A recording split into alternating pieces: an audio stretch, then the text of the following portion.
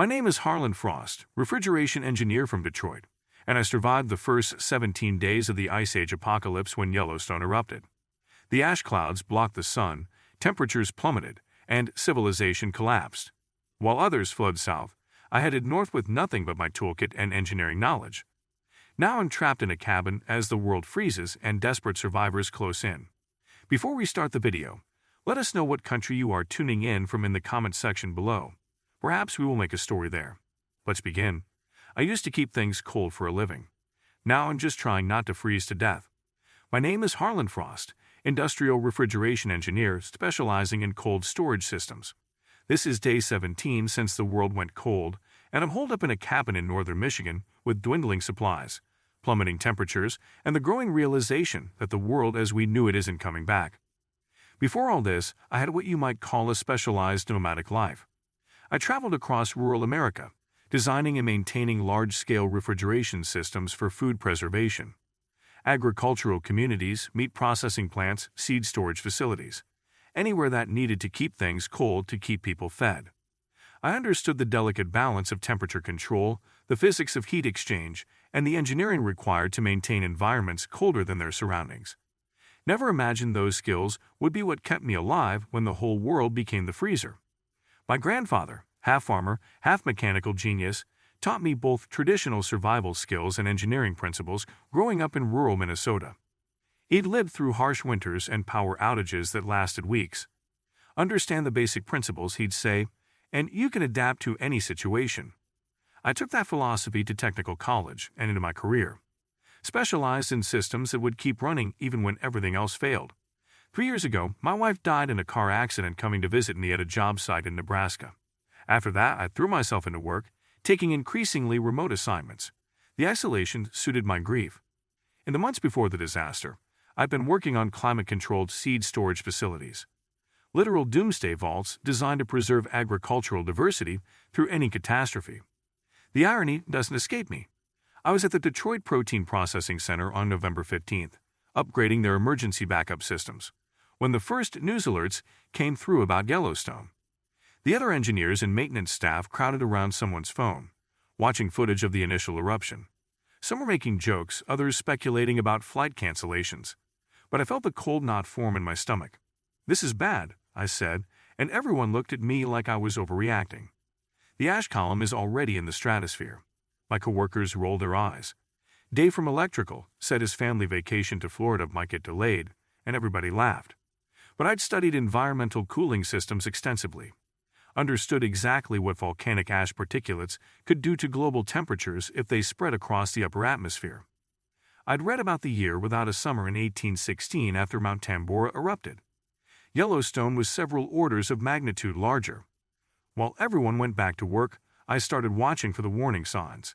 They came faster than even I expected. Within 24 hours, weather patterns across the western states showed dramatic shifts. Temperatures dropped 5 degrees overnight. Wildlife behavior changed. Birds that should have been migrating south were moving in confused, chaotic patterns. I saw a fox in the facility parking lot at midday, something completely out of character. The meteorologists on TV were using terms like temporary cooling event and minor climate disruption, but their eyes told a different story. I recognized the controlled panic of technical experts who understand the implications of their data but aren't authorized to cause alarm. By day 2, the jet stream was carrying ash eastward faster than predicted. By day 3, temperatures had dropped another 8 degrees, and the first reports of livestock deaths in Montana and Wyoming were being quietly mentioned on specialty agricultural forums I followed. Then came the day that sky turned that sickly gray-yellow color. I walked out of my motel and looked up at a sky that no longer looked like Earth's. The temperature had plummeted 20 degrees overnight. Weather systems were forming that meteorologists couldn't explain or predict. And then it started snowing in November in Detroit. Not normal snow. Heavy, dark flakes mixed with ash that covered everything in a dirty blanket that smelled faintly of sulfur. That's when the panic started. I went to the grocery store and witnessed the shelves emptying in real time. People were filling carts with whatever they could grab, not even looking at what they were taking. The meat processing plant shut down operations when half the staff didn't show up. Those who did were more focused on their phones, trying to book flights, calling family, looking for information about what was happening. I made a decision that day that probably saved my life. While everyone was talking about heading south, Florida, Texas, Mexico, I looked at the weather patterns and the projections I was calculating in my head, and I decided to go north. It sounds counterintuitive, right? Head toward colder temperatures. But I figured the hunting cabins in Michigan's Upper Peninsula would have wood stoves, probably preserved food, and most importantly, fewer desperate people. The highways south were already becoming parking lots. News was showing the borders backing up. Airports were chaos. I went back to my motel room and packed methodically. Thermal underwear, multiple layers, my best winter gear. Water purification tablets, first aid kit, a good knife, matches and lighters. My emergency food stores, I always kept about a week's worth of high-calorie, non-perishable food in my truck when working remote locations, and then grabbed my toolkit. The motel manager saw me loading up and actually laughed. "What are you going to do with refrigeration tools in a freezing world?" He was tossing clothes haphazardly into a suitcase, planning to drive his family to his sister's place in Alabama. I didn't bother explaining that understanding how heat moves means understanding how to preserve it. That the principles that keep a freezer cold can be applied in reverse to maintain warmth efficiently. That a technical understanding of thermodynamics would be more valuable than an extra suitcase of clothes. I filled my truck with gas at a station where people were already fighting over the pumps, paid cash, almost double the normal price, and bought every container of fuel they'd let me have. The attendant had a shotgun on the counter. "South is that way," he said, nodding at the highway where cars were already backed up. "Not for me," I said, heading the opposite direction. The roads north were eerily empty. I passed through Flint, Saginaw, reached the Mackinac Bridge as the snow was getting heavier. The radio reports were becoming more frantic. Power outages spreading across the western states. Food distribution systems breaking down. The president declaring a national emergency and mobilizing the National Guard. Temperature readings on bank signs showed the drop continuing. 22 degrees Fahrenheit, 18, 15. Reports of people already freezing to death in their homes as heating systems failed or power went out. The normally busy tourist areas around Mackinac were deserted except for a few locals boarding up businesses, loading vehicles. I stopped briefly at a gas station in Street Ignis. The owner was closing up, planning to head to his hunting cabin himself. When I told him that was my plan too, he actually gave me directions to an area with several cabins that might be empty this time of year. "Not much up there this season," he said. "Hunting's been poor. Not many tourists." He looked at the ash-laden snow accumulating on my truck. "Whatever this is, it ain't normal." He was right. Nothing about the snow was normal. It was heavier than regular snow, almost gritty. It didn't sparkle in headlights but seemed to absorb the light, and it was accumulating fast. By the time I turned onto the Forest Service roads, I was grateful for my truck's four-wheel drive and ground clearance. The temperature kept dropping. My truck's thermometer showed 5 degrees by late afternoon. The heater was struggling to keep the cabin warm. I started seeing abandoned vehicles in ditches, people who'd tried to reach cabins or homes but got stuck in the rapidly deepening snow. I kept my eyes forward. Couldn't afford to stop. Couldn't help anyone else if I didn't secure my own situation first. I'd spent years preparing facilities for every kind of power failure, never imagining the whole world would be the one to go cold. As an engineer, I'd always considered worst-case scenarios, but they were localized: a plant losing power, a community facing a storm. Not global civilization facing collapse. The cabin I found was about 20 miles from the main road, set back against a stand of pine trees near a small lake. It was a basic structure, one room with a loft, a wood stove, simple furnishings. No electricity, no running water when systems were shut down for winter. But it had a well with a hand pump, a good supply of firewood stacked against the back wall, and most importantly, no one was there. Breaking in wasn't something I'd ever done before. I tried to be respectful, broke a small window pane rather than damaging the door frame, and later replaced it with plastic sheeting from my supplies. Inside, I did a quick inventory by flashlight. The owners had left some canned goods, basic tools, a few emergency supplies. The wood stove was in good condition. There were lots of blankets and some winter clothing, a battery-powered radio, kerosene lamps, basic medical supplies. I could work with this. I got a fire going in the stove immediately. The temperature inside the cabin couldn't have been more than 15 degrees. My breath formed thick clouds. As the space slowly warmed, I brought in my supplies from the truck and organized them methodically. Food, water, tools, fuel, medical supplies, everything categorized and accounted for. Outside, the snow continued falling. Heavy, relentless. The wind picked up, moaning through the pine trees. The temperature kept dropping. By nightfall, according to my small weather station I'd brought from the truck, it was already -2 degrees Fahrenheit outside.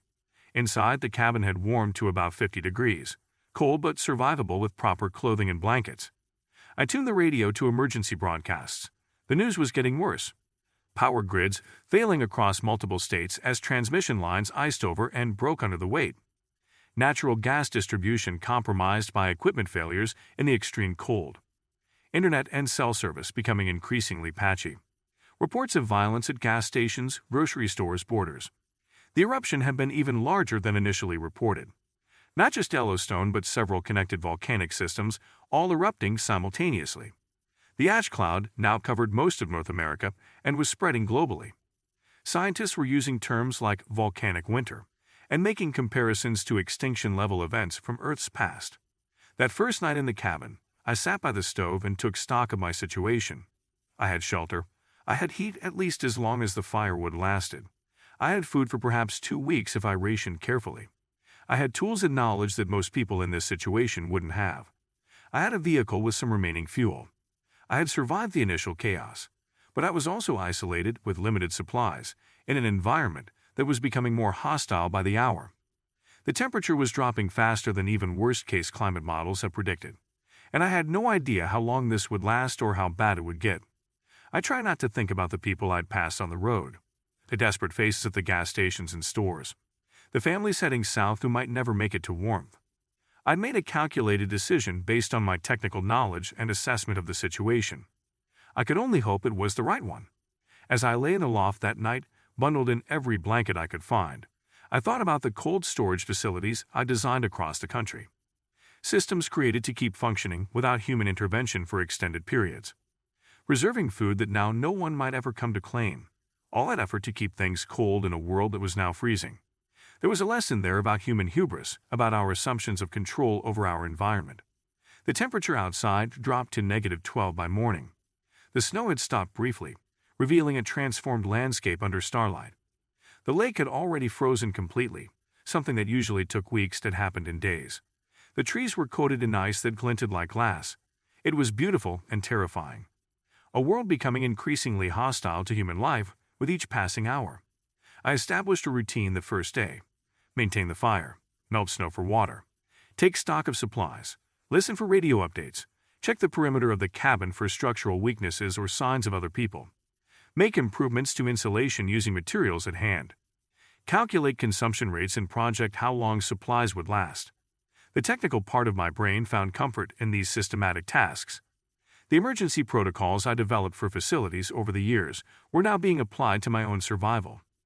I used my knowledge of thermodynamics to identify and address heat loss in the cabin, stuffing cracks with cloth, hanging blankets over windows, creating an airlock entry using furniture and tarps. By the end of the first day, I'd improved the cabin's heat retention by about 30% according to my measurements. I'd organized my supplies for maximum efficiency and minimal waste. I'd established a sustainable burn rate for the wood to balance heat needs against supply limitations. All the while, I listened to the radio as broadcasts became increasingly sporadic and dire. The president addressed the nation, urging calm while announcing measures that clearly indicated the government expected this to be a long-term crisis. Emergency warming centers being established. Military mobilized to prevent food distribution collapse. Orders for people to shelter in place where possible rather than attempting travel. It was what wasn't being said that concerned me most. No mention of how long scientists expected the cooling to last. No details about conditions in other countries. No long-term plans beyond immediate survival. The tone suggested authorities were as shocked by the speed and severity of the climate collapse as everyone else. On the second day, the radio reported power grid failures across the entire Midwest. Internet and cellular networks were officially down in 30 states. Satellite communications were compromised by the ash cloud. The temperature continued dropping. My weather station recorded -22 degrees that night. I began adapting my refrigeration tools for their new purpose. A set of gauges designed to measure pressure in cooling systems now monitored the wood stove's efficiency. Insulation materials from my truck, normally used to prevent cold loss, now prevented heat loss. My technical understanding of thermal exchange and air circulation, knowledge meant to keep food frozen, was now keeping me from freezing. I had spent years preparing facilities for every kind of power failure, never imagining the whole world would be the one to go cold. As I worked to secure my survival for another day, I couldn't help wondering how many others had found shelter, how many had the knowledge to adapt, and how long any of us could survive in a world that was rapidly becoming uninhabitable. Day 3 brought new challenges. The snow had accumulated to nearly 3 feet in some areas around the cabin. My truck was almost completely buried, though I'd taken the precaution of backing it up close to the cabin where the roof provided some protection. I needed to clear a path to it in case quick evacuation became necessary, so I spent 2 hours shoveling in the bitter cold. The physical exertion helped warm me, but also increased my caloric needs. I carefully adjusted my food rationing calculations, allowing myself an extra 100 calories on days with heavy physical activity. Every decision had to be measured, every resource accounted for. This wasn't just survival, it was engineering applied to staying alive. While working outside, I got my first real look at the changed world around me. The trees cracked occasionally from the extreme cold, making sounds like gunshots. The lake had frozen so quickly that the ice was clear in places, revealing the water beneath like a window to another world. Birds had completely disappeared. No tracks from animals anywhere. The silence was absolute except for the wind. It felt like standing on an alien planet, not Michigan. I decided to take inventory of what was in my truck before the weather worsened. The radio had mentioned another severe storm system moving east across the Great Lakes. I recovered my remaining supplies, extra tools, emergency rations I'd kept in the toolbox, a small propane heater with 2 canisters, and most importantly, my technical manuals and notebooks. People often asked why I still carried paper manuals in a digital age. This was why. No power, no internet meant no digital resources. But I had detailed schematics, thermal calculations, and engineering specifications for various heating and cooling systems. Information that might mean the difference between life and death in the coming weeks. Back inside the cabin, I used the last of my phone's battery to take photos of the surrounding area. Not that I expected to share them with anyone, but documenting what was happening seemed important. The temperature reading showed negative 30 degrees Fahrenheit. According to the radio, this was now the pattern across the northern United States. The volcanic winter was intensifying faster than any models had predicted. The exodus south had become a humanitarian disaster. Highways were impassable due to abandoned vehicles and ice. The southern states were overwhelmed with refugees. Mexico had closed its borders. The National Guard was setting up massive emergency shelters in sports stadiums and convention centers, but supplies were already running low. And the cold front was moving south faster than people could travel. I thought about the meat processing plant where I'd been working when the eruption happened. All that food, flash frozen in industrial freezers I'd helped design. Systems that could maintain temperature for weeks without power using backup generators. How many people knew about those reserves?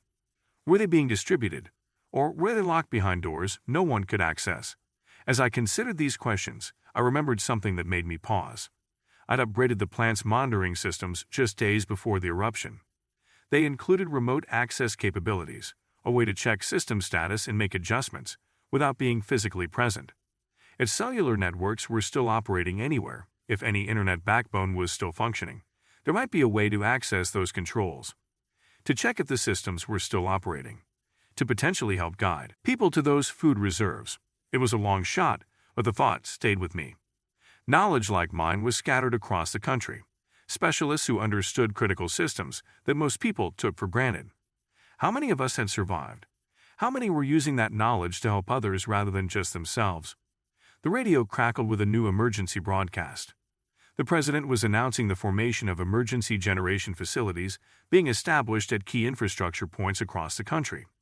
The message was garbled, breaking up frequently, but I caught references to nuclear power plants, hydroelectric dams, and geothermal facilities being repurposed to create warm zones where people could shelter. I filed that information away, not realizing how critical it would become in the days ahead. Instead, I focused on immediate concerns: the approaching storm, my dwindling firewood, the increasingly rigid cold that seemed to be seeping through the very walls of the cabin despite my insulation efforts. That night, the storm hit with a fury I hadn't expected. Winds that had to be approaching 50 miles per hour. Snow so thick I couldn't see the trees 30 feet from the cabin windows. The temperature plummeted to negative 45 according to my weather station, though at that point the exact number hardly mattered. Cold that severe kills quickly, unforgivingly. The cabin creaked and moaned under the assault. I stayed up all night, monitoring the wood stove, checking for roof damage, reinforcing my insulation measures. I worried about the chimney becoming blocked with snow, about carbon monoxide if ventilation was compromised. The technical part of my brain calculated air exchange rates, combustion efficiency, structural load limits of the roof under accumulating snow and ice. By morning, the storm had passed, but the world outside was transformed again. Snow had drifted against the cabin walls and some places up to the windows. My truck was completely buried now. The landscape was an endless white broken only by the dark trunks of trees, and the cold remained, a presence as tangible as another person in the cabin with me. The radio broadcast only static that day. I tried all frequencies, looking for any transmission, but found nothing. The silence from the outside world was more frightening than the bad news had been. Immense systems were failing completely. I was truly on my own. I decided to venture out to gather more firewood.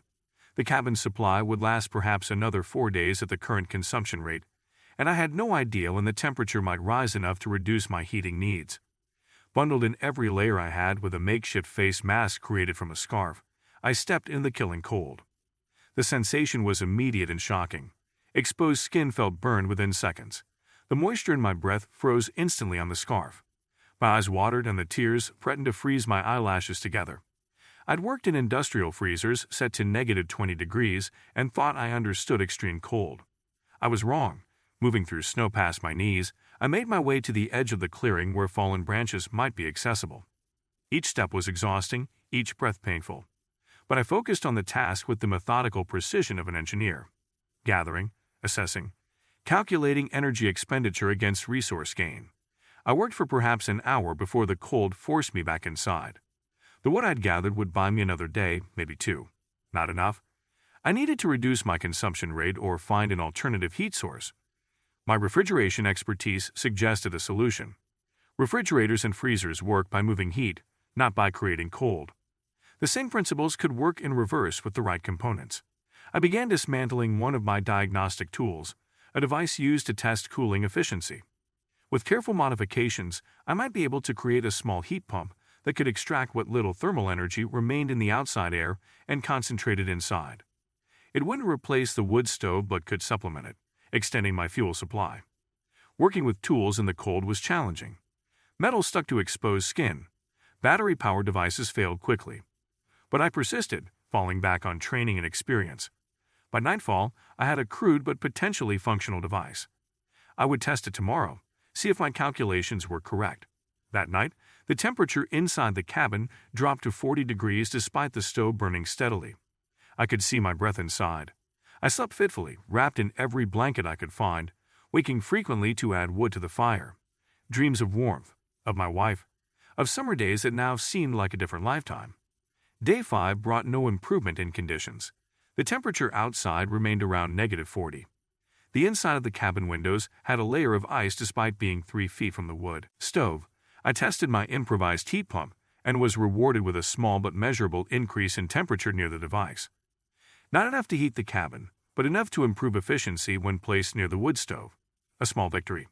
I spent that day improving the system, scavenging parts from other tools, making incremental gains in efficiency. All the while listening to the radio, hoping for some transmission, some evidence that organized society still existed beyond my isolated position. Nothing but static. On day 6, I heard engines. The sound was so unexpected that at first I thought I was imagining it. But no, there was definitely the growl of snowmobiles approaching. I doused the fire immediately, not wanting smoke to give away my position. I'd seen enough disaster scenarios in movies to be cautious of other survivors. Not everyone would be thinking rationally at this point. Through the frosted window, I saw 3 snowmobiles stop at the edge of the clearing. 4 men, heavily bundled against the cold, carrying what looked like hunting rifles. They surveyed the area, pointed at my cabin, had some discussion I couldn't hear. I stayed perfectly still, watching. They approached my truck, now just a snow-covered mound, and tried to dig around it to see what it was. After perhaps 15 minutes, they returned to their snowmobiles and continued down the forest road. I waited another hour before rekindling the fire, my heart pounding the entire time. The encounter raised uncomfortable questions. What if they had found me? Would they have been friendly? Hostile? Desperate? Would my technical knowledge have been an asset worth trading for? or would they simply have taken my supplies by force? I reassessed my security situation. The cabin had 2 doors and 4 windows, too many access points to secure effectively by myself. I arranged furniture to block the back door and create obstacles near the windows.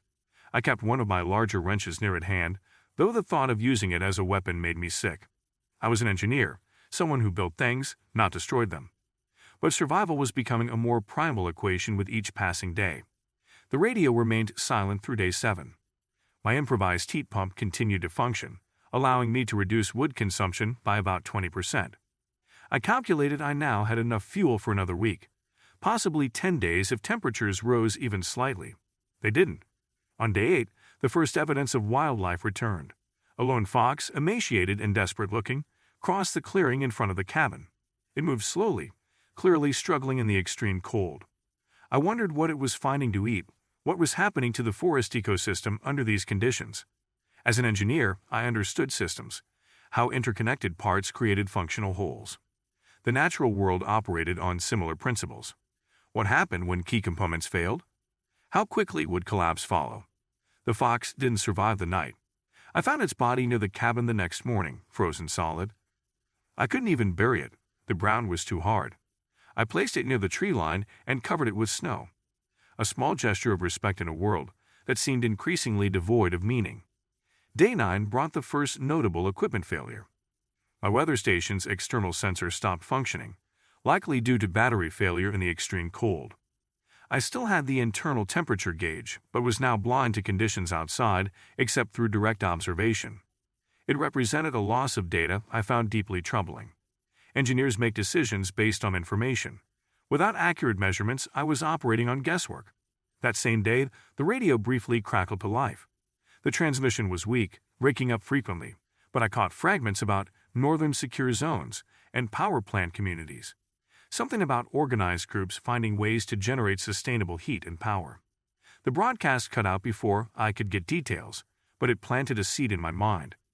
If there were organized communities forming around power generation facilities, they would need people with my expertise. Knowledge of how to maintain systems, maximize efficiency, adapt equipment for new purposes. For the first time, I began considering that my isolation might not be the safest long-term strategy. Day 10 tested my resolve in new ways. I woke to find the cabin temperature had dropped to 35 degrees despite the stove burning all night. Something had changed. Investigating, I discovered a small section of the roof had developed ice damming, causing some meltwater to seep inside where it refroze, creating a thermal bridge that was conducting precious heat outside. Fixing it required going onto the roof in negative 40-degree weather. A repair that would normally take 30 minutes might kill me under these conditions, but leaving it unaddressed would compromise the entire shelter within days, an engineering problem with life or death consequences.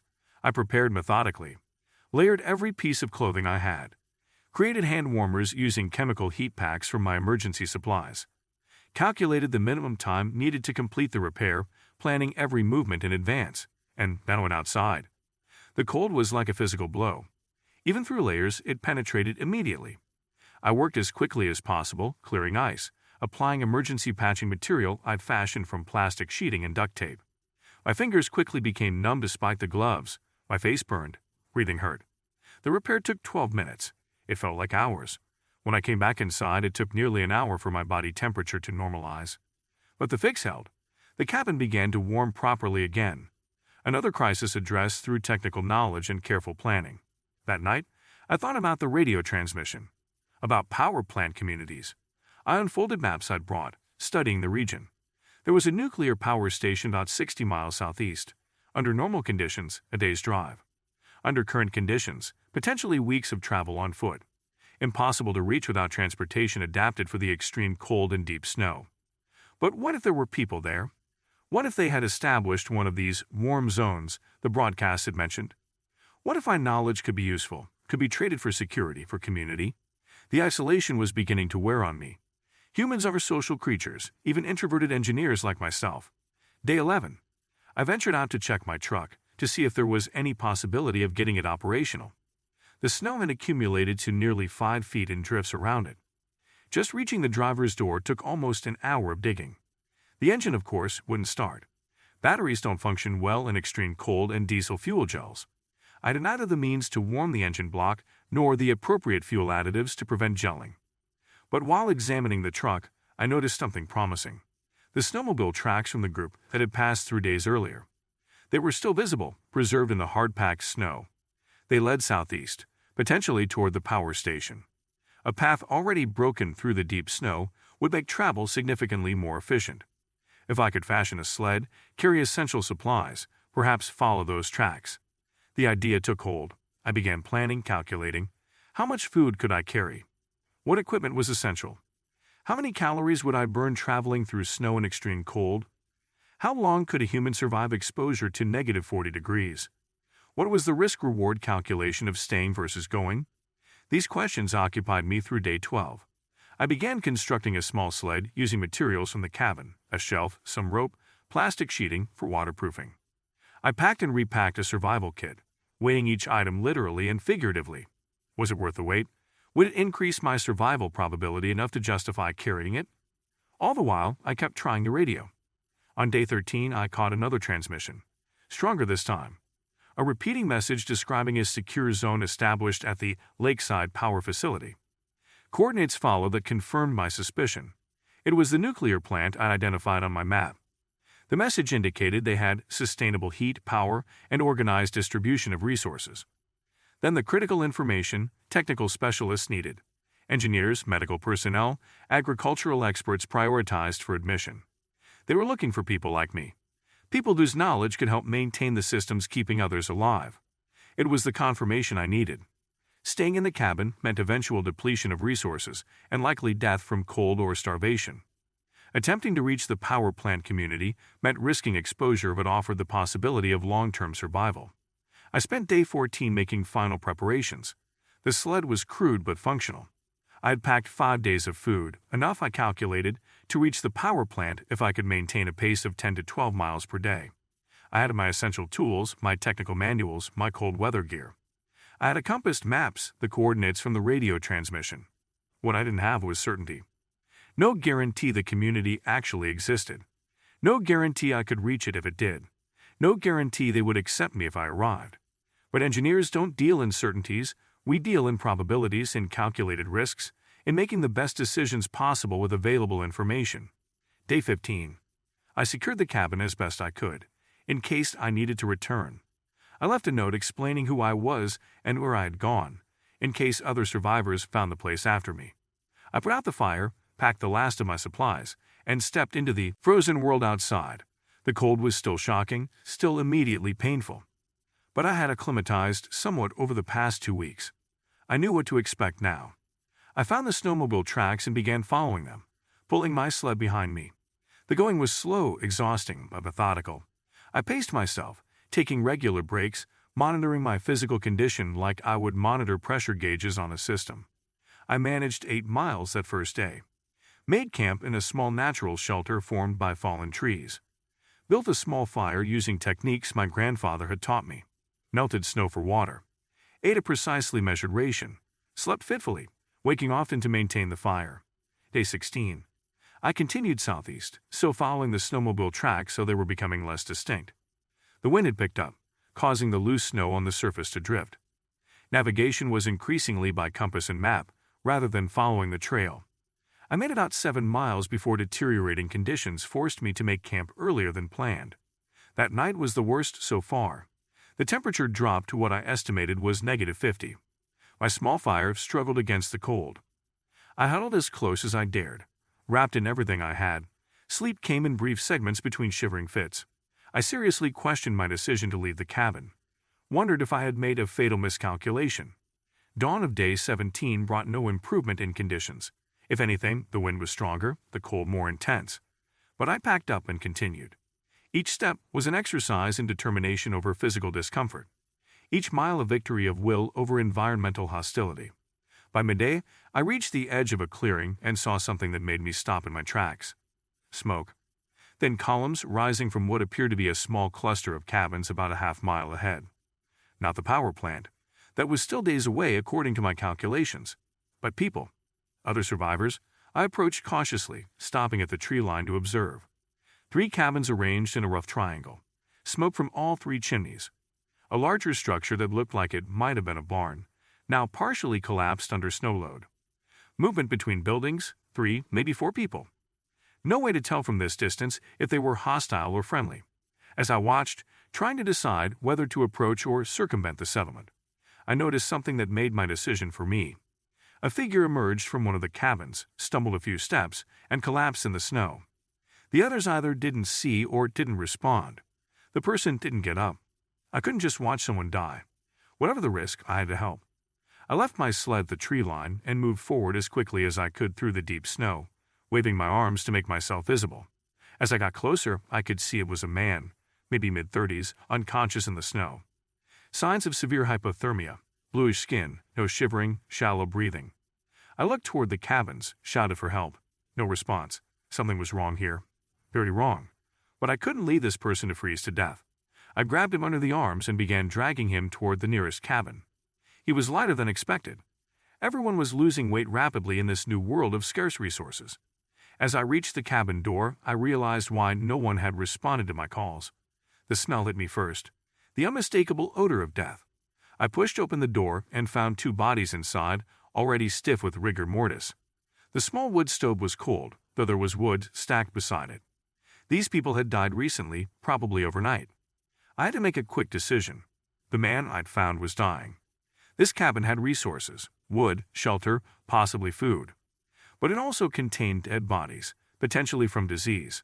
The engineering part of my brain calculated risk factors, probability matrices. The human part simply knew I couldn't leave someone to die if I could help. I dragged the unconscious man inside, got the stove lit, and began treating him for hypothermia as best I could with my limited medical knowledge. As the cabin slowly warmed, I checked the other buildings. The same scene in each, bodies, evidence of recent death. No obvious cause except perhaps the cold itself, or possibly carbon monoxide poisoning from improperly vented stoves. The man remained unconscious through the day, though his color improved somewhat as his body temperature rose. I found some canned food in the cabin, considerably expanding our resources. I also found something potentially more valuable, information. A journal kept by one of the deceased occupants detailed the formation of a community at the lakeside power facility, confirming what I'd heard on the radio. More importantly, it contained specific directions, landmarks to follow, security protocols for approaching the perimeter. As day 17 drew to a close, I sat in the cabin, watching my unconscious patient and contemplating my next steps. The settlement was clearly not viable. Whatever had killed these people might still be present. But I had confirmed the power plant community existed. I had better information about how to reach it. And now I had someone else to consider. If this man survived, I couldn't just leave him behind. I made camp for the night, keeping the stove burning steadily, checking regularly on the unconscious survivor.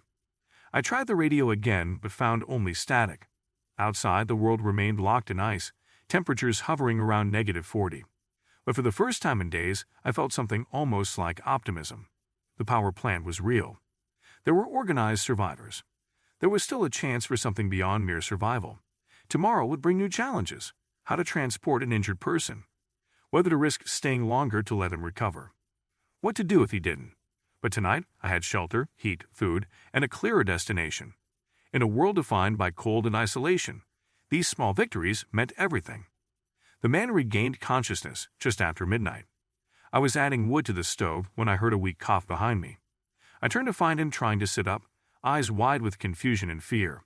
"Easy," I said, moving slowly to show I wasn't a threat. "You collapsed outside. I brought you in." His eyes darted around the cabin, taking in the scene, including the bodies I'd moved to the far corner and covered with blankets. "The others?" he asked, his voice barely audible. "Dead when I got here," I explained. "I found you outside, unconscious. Hypothermia. You're lucky to be alive." He nodded weakly, accepting this information with surprising calmness. "Been expecting it," he said. "They were sick. Something in the water, maybe, or the food. Started a few days ago. I offered him water, which he drank greedily, and some of the canned food I'd found. His name was Michael. He'd been a paramedic before the disaster, part of a group that had evacuated from Grand Rapids when the temperatures first started dropping. They'd found these cabins, thought they'd lucked out. Then people started getting sick. Fever, vomiting, confusion, he explained between small bites of food. Not sure if it was contaminated supplies or just some virus. In this cold, with limited medicine, limited everything. He trailed off, the implications clear. His medical background was immediately evident in the way he assessed his own condition, checking his extremities for frostbite, monitoring his heart rate. He was weak but lucid, and his professional knowledge was potentially valuable. "You mentioned Lakeside," he said, gesturing to the journal I've been reading. "You heading there?" I explained my plan, the radio broadcasts I'd heard, the information I'd pieced together. He nodded along, unsurprised. "We were planning to trot for it too," he said, "before people got sick. It's supposed to be one of the few functioning warm zones left in the region. Nuclear plant means continuous power, at least until the fuel rods need changing. That's years away." He provided additional details the journal hadn't mentioned. The community had formed around the plant's technical staff, who had managed to maintain one of the reactors in safe operation while shutting down the others. They had established a perimeter about half a mile from the main facility, creating a buffer zone that was kept above freezing using the excess heat from the cooling systems. "Ingenious, really," Michael said with professional admiration. "They're running pipes filled with heated water from the cooling towers through underground channels. Created a microclimate where they can even grow some food in greenhouses. This was exactly the kind of adaptive engineering I would have implemented in such a situation. Using excess heat that would normally be vented into the atmosphere or water bodies to instead create habitable spaces. It confirmed my hope that technical knowledge was being applied systematically to survival. They're selective about who they let in," he continued. "Resources are limited. They prioritize people with useful skills. Medical, engineering, agriculture. They turn away more than they accept." That explained the radio message specifically requesting technical specialists. It wasn't charity. It was practical resource management. My refrigeration expertise would be valuable in a community trying to preserve food and manage heating systems efficiently. "How far?" Michael asked. "Based on the coordinates in my maps, about 40 miles southeast," I replied. 3, maybe 4 days in these conditions if we can maintain a decent pace." He nodded thoughtfully, then looked down at his hands, which were still trembling slightly. "I won't slow you down," he said, though it wasn't clear if he was trying to convince me or himself. We rested through what remained of the night, taking turns keeping the fire going. By morning, Michael was stronger, able to stand and move around the cabin, though still obviously weakened by his ordeal. We discussed options. Staying longer would allow him to recover more fully, but would consume precious resources. Moving immediately would be riskier for him, but would get us away from the potentially contaminated site. We should go, he decided. Nothing good waiting here. And if something in this place made the others sick, we're just exposing ourselves longer. I agreed. We spent the morning preparing, consolidating our resources. I modified my sled to better distribute the weight, making it possible for Michael to ride if necessary. We took what useful supplies we could find, additional food, a better axe, more fuel for fire starting, a medical kit Michael found in one of the other cabins.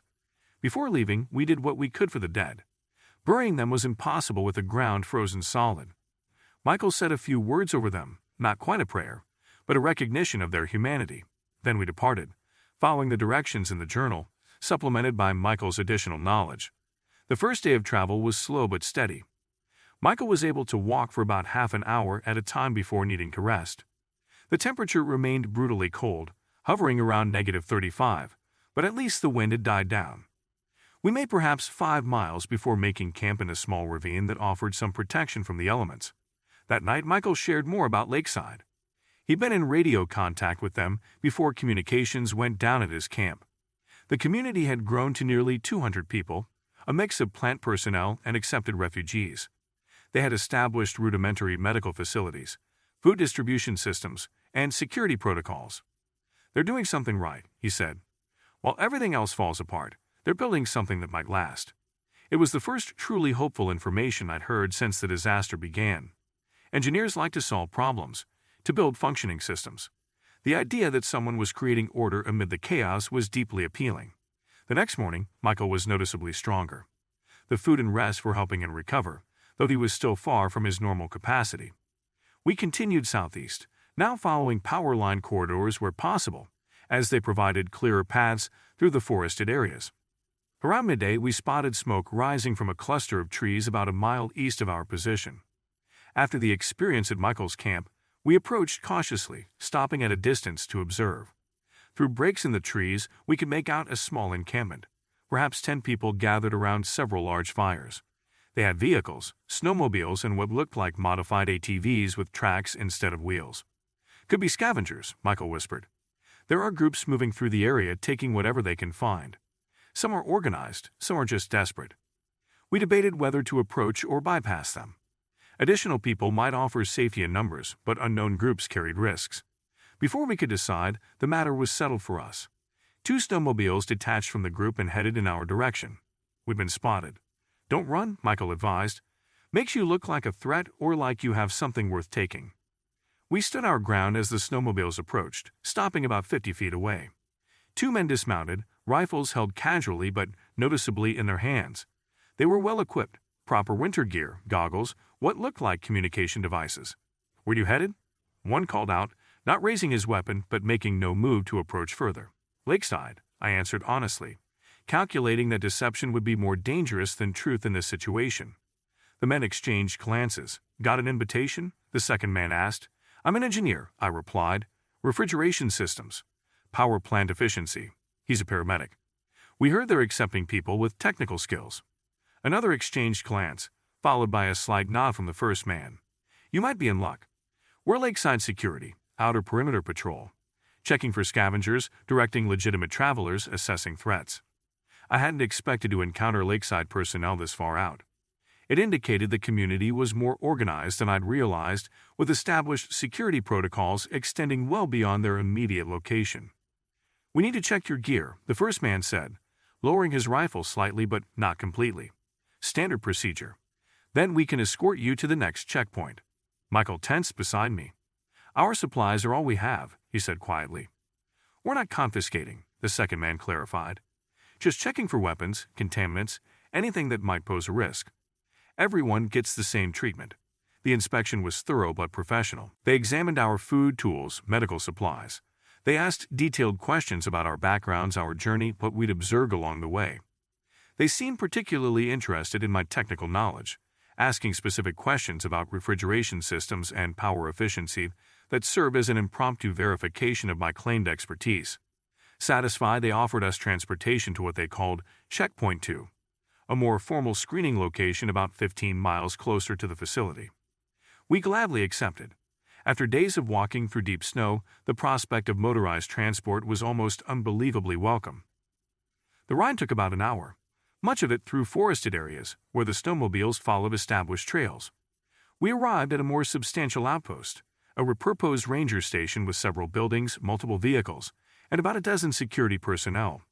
A more formal registration process awaited us there, including a basic medical screening conducted by someone with actual medical credentials. The doctor, a woman in her 50s named Ellis, was particularly interested in Michael's condition and the illness that had affected his group. She took samples, asked detailed questions, and ultimately cleared us both, though she prescribed a course of preventative antibiotics for Michael. We've had some issues with waterborne bacteria, she explained. The ash has contaminated many water sources, and without proper treatment, it can cause serious illness. Your symptoms match what we've seen in other cases. This was valuable information. I had been purifying water using boiling and chemical tablets, but traditional methods might not be sufficient for volcanic contaminants. Another detail to file away, another system parameter to consider in the complex equation of survival. We spent the night at Checkpoint 2, enjoying relative comfort, heated buildings, proper meals, actual beds. The security personnel were professional but not unfriendly. They shared information about Lakeside, confirming much of what Michael had told me and adding new details. The nuclear facility had implemented emergency protocols when the disaster began, maintaining one reactor at minimal operation, while conducting controlled shutdowns of the others. The chief engineer, a woman named Dr. Yamada, had recognized the potential of the situation early and had begun adapting the plant's systems to create sustainable heating for an expanded perimeter. She's basically the reason Lakeside exists, one of the security officers explained. While everyone was panicking, she was calculating how to use the plant's resources to keep people alive. Figured out how to repurpose the cooling systems to heat a buffer zone around the plant. Started bringing in key personnel and their families. Built out from there, carefully, strategically. It sounded like exactly the kind of systematic approach an engineer would implement. Identify the problem, assess available resources, develop sustainable solutions, scale methodically. Dr. Yamada had created an engineered oasis in a frozen wasteland. The next morning, we were provided transport to Checkpoint 1, the final screening location before entry to Lakeside proper. This facility was larger, more permanent feeling, with proper security infrastructure and what appeared to be regular supply deliveries from the main community. Here, the screening process became more intensive. We were interviewed separately, asked detailed questions about our backgrounds, expertise, and experiences since the disaster. I was given technical problems to solve related to refrigeration and power efficiency, a practical test of my claimed knowledge. Michael underwent a more thorough medical examination and was asked to demonstrate basic procedures. "We need to be certain," explained the administrator overseeing our processing. "Resources are precious. Every person we accept must contribute to the community's survival." It was a cold calculus, but one I understood completely. In engineering, efficiency is everything. Wasted resources mean failed systems. The same principle applied to this struggling community. By evening, we had been provisionally accepted. We would be transported to Lakeside the following morning, where we would undergo a final assessment and potential assignment to work roles. If we passed that stage, we would be granted resident status. That night, in the relative security of Checkpoint 1, I found myself reflecting on the journey so far. From the initial chaos at the meat processing plant, through my isolated survival at the cabin, to this methodical progression toward a functioning community. It was a path I couldn't have predicted when the disaster began. As an engineer, I was trained to work with systems, to understand their parameters, their failure points, their potential for optimization. What I was witnessing at Lakeside was the systematic rebuilding of the most complex system of all, human society. Starting from essential functions, heat, power, security, and methodically expanding to incorporate more complex elements as resources allowed. Morning brought our first glimpse of Lakeside proper. As we approached in a modified transport vehicle, I began to notice the changes in the environment. The snow was still present, but less deep. The ice on trees was thinning, and most noticeably the temperature was rising, still below freezing, but perhaps 20 degrees Fahrenheit, not -30. Then we saw it, the nuclear plant itself, its cooling towers visible in the distance. Around it, a cleared perimeter perhaps a mile in diameter, dotted with structures. Some were original to the facility, administrative buildings, support structures. Others were clearly additions, prefabricated buildings, repurposed shipping containers, greenhouse structures with visible condensation on their surfaces. Most striking was the visible heat. In a world defined by ice and snow, Lakeside had patches of exposed ground. Steam rose from multiple locations, where heated water was being used in the perimeter heating system. People moved about without the desperate bundling required elsewhere, wearing what looked like normal winter clothing rather than extreme survival gear. It was, in the most literal sense, an oasis, an engineered environment where human life could continue with some semblance of normalcy, despite the planetary disaster unfolding around it. Our vehicle passed through a final security checkpoint, where our identities were verified against the information sent ahead from previous screenings. Then we were inside, driving through the community proper. People were working everywhere, maintaining equipment, transporting supplies, tending to greenhouse structures. There was purpose in their movements, organization in their efforts. This wasn't mere survival, this was rebuilding. We were delivered to an intake center, where the final step of our processing would occur. A woman in what appeared to be a management position greeted us, reviewing our files with brisk efficiency. "Mr. Frost," she said, addressing me first, "your refrigeration expertise is potentially valuable. We're having issues with food storage systems and thermal efficiency in some of the outer structures. Dr. Yamada has asked to assess your qualifications personally." I felt a moment of professional anxiety at the prospect of being evaluated by the engineer responsible for this remarkable achievement, but it was mixed with genuine curiosity. I wanted to understand how she had adapted the nuclear plant systems so effectively, what challenges she was facing, what solutions she had implemented. "And Mr. Walsh," she continued, turning to Michael, "medical personnel are critically needed. We have several cases of respiratory illness and cold-related injuries requiring attention. After final screening, you'll be assigned to the medical team under Dr. Ellis, whom you met at Checkpoint 2. It was happening faster than I had expected. The community's needs were immediate, and they weren't wasting time with unnecessary bureaucracy. Resources were precious, including time. We were shown to separate temporary quarters for rest before our final assessments. My room was small but efficiently designed, a bed, a desk, storage for personal items. Most importantly, it was warm. Properly, consistently warm for the first time since the disaster began. I removed my outer layers and experienced the forgotten luxury of comfortable ambient temperature. As I waited for my assessment, I reviewed what I had observed of Lakeside so far. The perimeter heating system was ingenious, using the plant's cooling water, which would normally be dumped into nearby lakes after absorbing heat from the reactor systems, to instead heat underground pipes, creating a habitable zone. The engineering challenges would have been substantial, repurposing industrial systems for a completely different application, ensuring safety while maintaining efficiency, scaling appropriately for available resources. I found myself already thinking of improvements, modifications that might extend the heated perimeter or increase energy efficiency. This was what engineers did.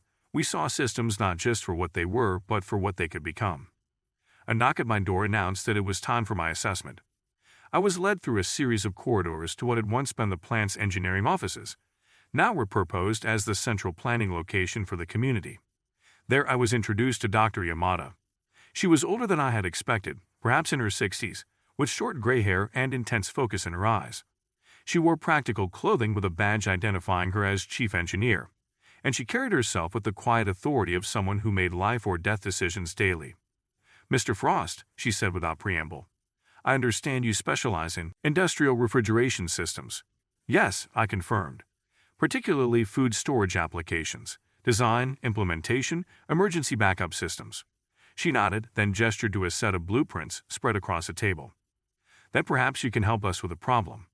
The blueprints showed a series of storage units on the outer perimeter of the heated zone. The annotations indicated temperature fluctuations, inefficient energy usage, and frequent system failures. "We've repurposed industrial freezers to act as temperature-stabilized food storage," Dr. Yamada explained. "But we're having issues maintaining consistent temperatures with limited power allocation. Everything is a trade-off here. Power used for food preservation is power not used for perimeter heating or medical facilities." I studied the blueprints, immediately identifying several issues. The systems were being asked to perform in conditions they weren't designed for. The extreme external temperatures created unusual pressure differentials.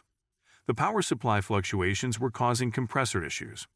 "I see several potential solutions," I said, pointing to specific areas on the blueprint. "You're running the compressors at full capacity constantly, which is inefficient and leads to mechanical failure. A staged approach with better insulation here and here would reduce power consumption by about 30% while maintaining temperature stability." Dr. Yamada watched me intently as I explained my assessment, occasionally asking pointed questions that tested the depth of my knowledge. It wasn't just an evaluation of my technical expertise, it was an assessment of how I approached problems, how I balanced theoretical knowledge with practical application. After about an hour of detailed technical discussion, she seemed satisfied. "We need people who understand systems," she said. "Not just how they work, but how they fail, how they can be adapted. The world we knew is gone, Mr. Frost. We're building something new from its pieces." She assigned me to the community infrastructure team, with initial responsibility for optimizing the food storage systems we had discussed. I would start tomorrow, after being properly oriented to the community's resources and protocols. As I was led back to my quarters, I realized that for the first time since the disaster began, I was thinking beyond mere survival. I was considering the future, not just days ahead, but weeks, months. In Lakeside, people were building something durable, sustainable. A nucleus of civilization preserved amid global collapse. The temperature outside might still be -30. The world might still be locked in a volcanic winter with no clear end. But here, through the systematic application of human knowledge, life continued. It wasn't just about preserving bodies. It was about preserving what made us human. Our ability to solve problems, to build, to improve, to cooperate. As an engineer, I had always known that understanding systems was power. Now I was seeing that it was also hope. In the coldest apocalypse imaginable, hope was the most valuable resource of all. My first week at Lakeside was a crash course in community rebuilding. After a brief orientation, I was immediately assigned to the food preservation team. The situation was more critical than Dr. Yamada had initially explained. Their cold storage systems were failing at an increasing rate, and they had recently lost nearly 1,000 pounds of preserved meat due to temperature fluctuations. The storage facilities were cobbled together from various systems: industrial freezers from a nearby food distribution center, refrigeration units from supermarkets, even some medical cold storage equipment. None of it was designed to operate under these conditions or as part of an integrated system. The engineers who had set it up had done their best, but they were nuclear plant specialists, not refrigeration experts. I spent the first 2 days just assessing the systems, mapping their interconnections, identifying failure points. Refrigeration is fundamentally about heat transfer, removing heat from one place and depositing it elsewhere. In normal operations, the elsewhere is the surrounding environment. But when that environment is already negative 30 degrees, the physics changes dramatically. The primary issue was the compressors. They were cycling too frequently, working too hard against extreme external temperatures. I began implementing a staged operation system, rerouting some of the waste heat from the compressors back into the facility's heating system, rather than venting it outside, effectively using the refrigeration units to contribute to heating other areas. Dr. Yamada visited on my third day, observing silently as I worked with the technicians to modify the control systems. After several hours, she nodded approvingly. "You understand integrated systems," she said. It wasn't a question. "Everything connects." I replied, "In refrigeration, wasted energy is wasted opportunity." She gestured for me to follow her, leading me to a central operations room where the plant's primary systems were monitored. The displays showed power generation levels, distribution networks, perimeter heating status, water purification metrics, all the vital signs of this fragile engineered ecosystem. "We're approaching capacity limits," she explained, pointing to power allocation graphs. "The heated perimeter requires more energy as external temperatures continue to drop. Food production in the greenhouses needs consistent temperature and light. Medical facilities have critical power requirements. Every system is essential, yet resources are finite." I understood immediately what she was telling me. Lakeside was a closed system with limited inputs and growing demands. The engineering challenge wasn't just optimization of individual components, but balancing the entire integrated network. "I need your assessment," she continued. "Can the cold storage systems be made more efficient enough to reallocate power to perimeter heating, or do we need to consider reducing the heated area?" It was a sobering question with life or death implications. Reducing the heated perimeter meant turning currently habitable areas back over to the killing cold. People would be displaced, potentially crowded into already limited spaces. But inadequate food preservation meant potential starvation later. "Give me 2 days," I answered. "I need to run complete efficiency calculations across all storage units." Those next 2 days were the most intense engineering challenge of my career. I worked almost continuously, mapping energy usage patterns, calculating theoretical optimizations, testing modifications on smaller units before implementing them across the system. The existing team was knowledgeable and dedicated, quickly grasping the principles I explained and contributing their own insights. By the end of day 5, we had achieved a 28% reduction in power consumption across all cold storage systems while actually improving temperature stability. It wasn't the 30% I had initially estimated, but it was enough to avoid immediate reductions in the heated perimeter. Dr. Yamada was pleased but not complacent. "This buys us time," she said, "but the fundamental challenge remains. External temperatures are still dropping. Weather models suggest we haven't reached the bottom yet." She was right. The volcanic winter was still intensifying. Each day brought new temperature records, new challenges to systems operating far outside their design parameters. Lakeside was an island of engineered habitability in a sea of killing cold, and maintaining that island required constant vigilance and adaptation. I was assigned permanent quarters on day 7, a small but private room in what had once been an administrative building. It was sparse but comfortable, with a real bed, storage for personal items, and most luxuriously, consistent warmth. After weeks of fighting for survival against the cold, the simple ability to remove my coat indoors felt like an incredible privilege. That evening I reconnected with Michael, who had been immediately absorbed into the medical team upon our arrival. He looked tired but purposeful, already integrated into the community's healthcare system. "It's basic medicine mostly," he explained over dinner in the communal dining hall. "Frostbite, hypothermia, respiratory issues from the ash. Some injuries from construction and maintenance work. The real challenge is limited supplies. We're adapting veterinary medications for human use, improvising equipment, stretching everything." The dining hall itself was a testament to careful resource management. Meals were nutritionally balanced but strictly portioned. Much of the food came from the greenhouse facilities: greens, root vegetables, some herbs. Protein was mainly from preserved stores, carefully rationed. Everyone ate the same meals regardless of position, even Dr. Yamada. Michael introduced me to others he'd met, a former biology professor now managing the greenhouse operations, a mechanical engineer maintaining the water purification systems, a retired military officer organizing security and resource distribution. Everyone had a specific role, a specific contribution to the community's survival. "What's your assessment so far?" I asked him quietly. He considered the question carefully. "They're doing better than anyone could reasonably expect. Organization is solid. Leadership is competent. Resources are managed well." He paused. "But they're still operating on a knife edge. One major system failure, one resource shortfall, and the whole thing could unravel." I nodded, having reached the same conclusion from my work on the storage systems. Lakeside was a marvel of human adaptation and engineering ingenuity, but it was also fragile, dependent on a complex web of interconnected systems all operating near their limits. As we finished eating, an announcement came over the community's speaker system. All residents were requested to attend a general meeting in the main assembly area the following morning. Such meetings were apparently regular occurrences, providing updates on community status and addressing collective challenges. The assembly area was what had once been the plant's emergency response center, a large open space designed to coordinate activities during a crisis. Now it served as Lakeside's town hall. Nearly 200 people gathered, a diverse cross-section of survivors united by the shared purpose of maintaining this improbable haven. Dr. Yamada addressed the community directly, her manner straightforward but not harsh. She outlined recent challenges, continuing temperature drops outside the perimeter, increasing pressure on power generation systems, concerning reports from long-range scouts about conditions in the wider region. "We must prepare for additional hardship," she stated clearly. "External temperatures are projected to decrease further over the next month. We have implemented efficiency measures that will allow us to maintain the current perimeter, but all non-essential power usage must be eliminated." She went on to detail specific conservation measures: limited hot water availability, reduced lighting in communal areas, temporary closure of certain heated spaces. No one complained.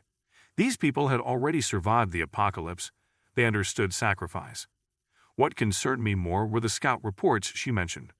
Lakeside maintained a small team of scouts who ventured out to gather intelligence about surrounding areas. Their latest findings were troubling. Increasing numbers of desperate survivor groups moving through the region, some well-organized and potentially hostile. "Security measures are being enhanced," Dr. Yamada explained. "Perimeter patrols will be increased. All residents should be vigilant and report any unusual observations immediately." After the meeting, I spoke with one of the scouts, a former forest ranger named Liam, who had been among the first to reach Lakeside after the disaster. He'd elaborated on what they'd been seeing. "Most survivors we encounter are just desperate individuals or small family groups," he explained. "But there's a larger organization forming to the west. They call themselves the Collective. They're well-equipped, disciplined, and they're systematically scavenging technology and supplies from abandoned facilities." "Any direct contact?" I asked. Liam nodded grimly. "They approached one of our outer checkpoints last week, said they wanted to discuss resource sharing. But their approach was military style, and our observers noted they had significant weapons." Dr. Yamada declined the meeting. The implications were clear. In a world of dwindling resources, Lakeside's functioning systems made a potential target. The community had created something precious: sustainable heat, power, food production, and others might decide to take it rather than build their own. That night, I had trouble sleeping, my mind cycling through cascading failure scenarios. What if the reactor had issues? What if the perimeter heating failed during an extreme cold snap? What if this collective decided that negotiation wasn't necessary?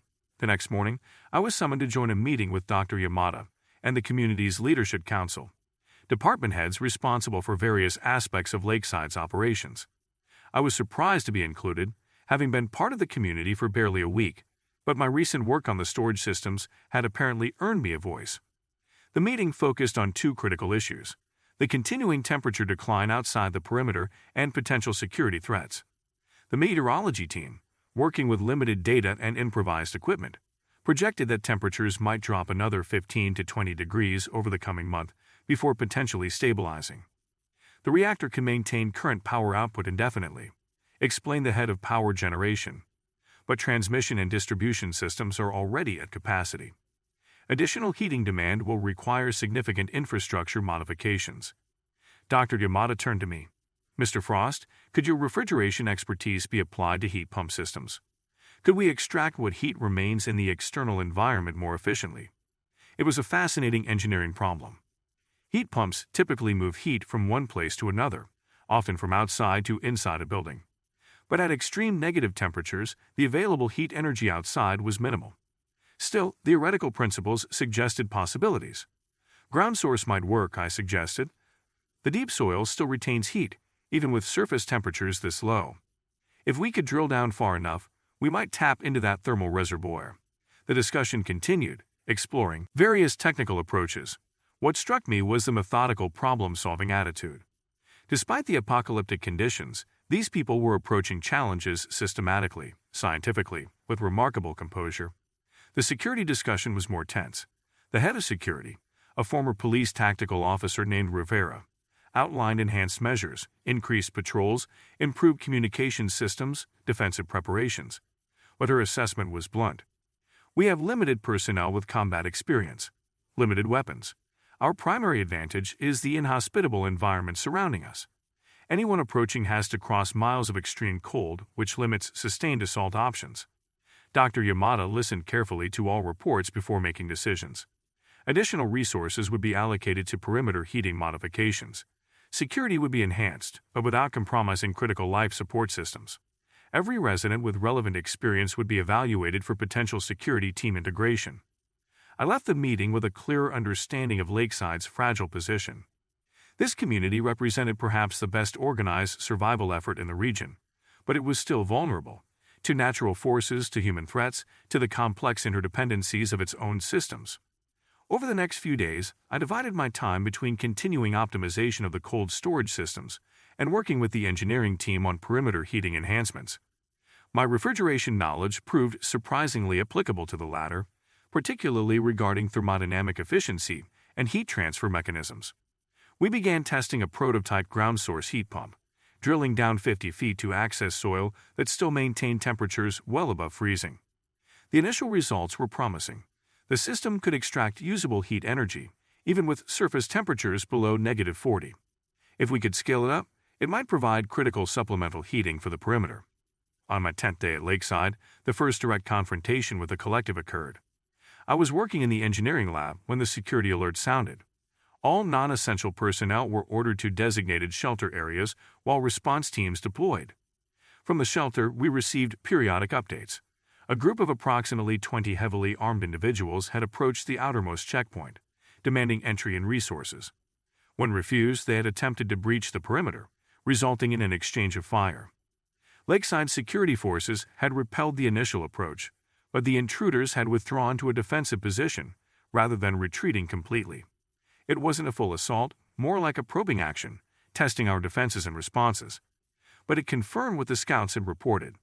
The collective saw Lakeside as a resource to be acquired, not as a community to be respected or allied with. The situation stabilized after several tense hours. The intruders eventually withdrew completely, though security remained on high alert.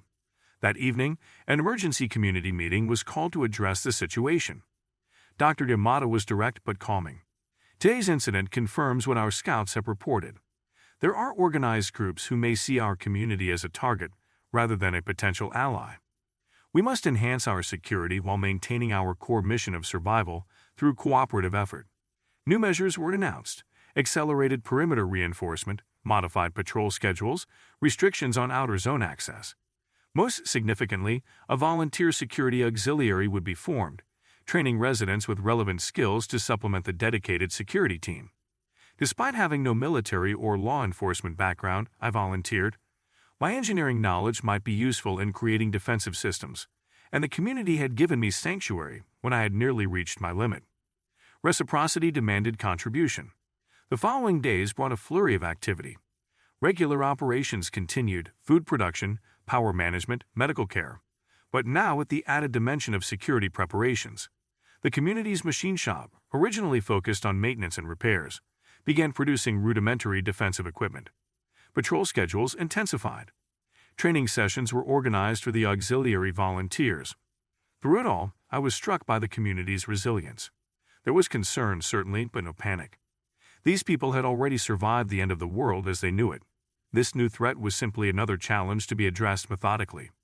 2 weeks after my arrival at Lakeside, a new situation developed. A security patrol encountered a lone traveler collapsed in the snow about 5 miles from the perimeter. They brought him back for medical treatment and assessment. I happened to be in the medical facility for a minor cut when they brought him in. The man was in his late 30s, suffering from advanced hypothermia and exhaustion. As the medical team worked to stabilize him, I noticed something familiar about his gear. He carried specialized tools similar to mine: pressure gauges, refrigerant detectors, a multimeter modified for extreme cold operations. When he regained consciousness hours later, my suspicions were confirmed. His name was Garrett Chen, and he had been a climate control systems engineer for a major agricultural corporation before the disaster. He had been traveling from a failed community attempt near Minneapolis, heading southeast on rumors of a functioning nuclear facility. "The temperatures keep dropping," he explained weakly. "Our systems failed. We couldn't maintain the greenhouses. People started fighting over what was left. I decided to try for Lakeside while I still had strength to travel." Dr. Ellis, who had treated Michael when we first arrived, asked me to speak with Garrett since we shared similar technical backgrounds. As we talked, I realized he possessed knowledge complementary to mine. His expertise was in climate control for plant cultivation, particularly in adverse environments. "We were developing systems for extraterrestrial agriculture," he explained. "Mars habitats, lunar bases, closed-loop environments with minimal external inputs." He coughed, still recovering from his ordeal. "Never thought we'd need that technology on Earth." I immediately recognized the potential value of his expertise for Lakeside's greenhouse operations, which were struggling with efficiency and production levels. I arranged for him to meet with Dr. Yamada once he was stronger, convinced his knowledge could help address critical food production challenges. Garrett's arrival coincided with another disturbing development. The scouts reported increased collective activity in the region, including the establishment of a semi-permanent base approximately 15 miles northwest of Lakeside. They appear to be gathering resources and personnel, potentially preparing for a more sustained engagement. The Community Leadership Council met to assess options. Some advocated for a preemptive approach, sending a team to negotiate or at least to gather more intelligence. Others favored focusing entirely on defensive preparations. Dr. Yamada listened to all perspectives before making her decision. "We will prepare for all contingencies," she stated. "Defensive measures will continue to be enhanced. Simultaneously, we will attempt communication through secure channels. We must understand their intentions and capabilities more clearly before committing to any irreversible course of action." A communication team was assembled, including Rivera from security and 2 others with negotiation experience. They would attempt to establish contact using long-range radio, proposing a neutral meeting location. The message would be carefully crafted, neither threatening nor submissive, opening the possibility of mutual benefit without revealing vulnerabilities. While these preparations were underway, I continued working with the engineering team on the ground source heat pump system. The prototype was performing well, and we were scaling up for broader implementation. If successful, it would provide critical supplemental heating that could extend the habitable perimeter or provide redundancy for existing systems. Garrett, now recovered enough to contribute, joined the greenhouse team. His expertise in closed-loop agricultural systems proved immediately valuable. Within days, he had identified several efficiency improvements that could potentially increase food production by 15 to 20% using the same energy inputs. The community was adapting, innovating, finding new ways to survive in conditions that should have been unsurvivable. It was remarkable to witness this collective application of human knowledge and creativity against the most extreme adversity. But the external threat remained.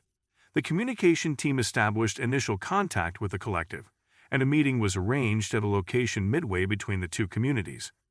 River would lead a small delegation, heavily escorted but ostensibly peaceful.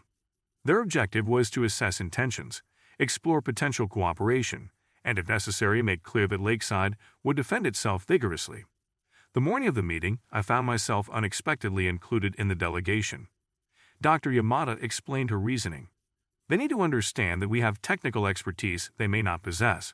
Your background gives you credibility in discussing our capabilities without revealing specific vulnerabilities." It was a logical approach, using perceived strength to potentially avoid conflict. But as we prepared to depart in a heavily modified transport vehicle, I couldn't help feeling a profound anxiety. I had come to Lakeside seeking refuge, community, purpose. Now I was heading into potential danger as a representative of those very things. The journey took nearly 3 hours through the frozen landscape. The temperature outside was -42 according to our vehicle's sensors. The world remained locked in ice, the horizon a uniform white broken only by the skeletal forms of dead trees. It was hard to believe that just weeks ago, this had been normal Michigan countryside. We arrived at the designated meeting point, a small clearing beside a frozen lake, to find the collective representatives already waiting. They had 3 vehicles, more militaristic in appearance than ours, with visible weapons mounted on 2 of them. 6 individuals stood beside the vehicles, all in what appeared to be modified military cold weather gear. Rivera parked our transport at a calculated distance, close enough for conversation but far enough to provide reaction time if things went badly. She activated our vehicle's external speakers and addressed the waiting group. "We are representatives of Lakeside community. We come to discuss mutual interests and potential cooperation." One figure stepped forward, clearly their spokesperson. "Welcome, Lakeside. We are the collective. We believe resources should be shared for the common good of all survivors. We're interested in establishing a productive relationship." The phrasing seemed reasonable, but something in the tone set me on edge. There was an underlying assertion of entitlement that didn't match their position as the approaching party. Rivera picked up on it too, maintaining formal politeness while revealing nothing about our community's specific capabilities or needs. "We're willing to discuss limited trade arrangements," she offered. "Medical supplies for information, perhaps. We need to establish basic trust before more substantial cooperation can be considered." The collective spokesperson's response was telling. "Trust is a luxury of the old world. In this one, survival depends on control of critical resources. Your facility has power generation capabilities that could serve many more than your current population." The implication was clear. They viewed Lakeside's resources as underutilized, something that should be under broader control, their control. The conversation continued in this vein, a diplomatic veneer over increasingly obvious intentions. They wanted access to our systems, our expertise, our sustainable infrastructure, not as partners, but as directors. When they asked specific questions about our power generation capacity and perimeter defense capabilities, Rivera skillfully deflected, neither confirming nor denying anything that might reveal vulnerabilities. After nearly an hour of this careful verbal sparring, the meeting concluded with nothing substantive agreed upon except to maintain communication channels. As we prepared to depart, the collective spokesperson delivered what felt unmistakably like a warning. "Resources must be shared for humanity to survive this crisis. Those who hoard when others suffer will find themselves increasingly isolated. We hope Lakeside will recognize the necessity of broader cooperation before circumstances force the issue." The threat was thinly veiled but unmistakable. As we drove back to Lakeside, Rivera's assessment was blunt. They're preparing an ultimatum, possibly followed by force. They want what we built without doing the work of building it themselves. I thought about the community we were returning to, the carefully engineered systems, the delicate balance of resources, the collective expertise that made survival possible in impossible conditions. The collective didn't want cooperation, they wanted appropriation, and their approach threatened everything Lakeside had achieved. Back at the community, we reported to Dr. Yamada and the Leadership Council. Rivera's security assessment was grim but precise. The collective had superior numbers and weapons but lacked our technical expertise and established infrastructure. They were watching us, probably had been for some time, gathering intelligence for eventual action. Dr. Yamada absorbed this information with her characteristic calm. "We will continue preparations. Security will be enhanced. Critical systems will be hardened against potential disruption. But we will not abandon our primary mission, maintaining this community as a nucleus of civilization amid collapse." As the meeting ended, she asked me to stay behind. When we were alone, she spoke more directly than she had in the council session. "Mr. Frost, you've proven your value to this community in a very short time. Your technical knowledge has already improved our systems significantly." She paused, studying me carefully. "But there may come a point when technical expertise alone is insufficient. When difficult decisions must be made about defending what we built here. Are you prepared for that possibility?" It was a profound question, one that cut to the heart of what Lakeside represented, not just physical survival, but the preservation of human knowledge, cooperation, and potential in the face of catastrophic environmental collapse. What would I be willing to do to protect that? I answered, surprising myself with the certainty in my voice.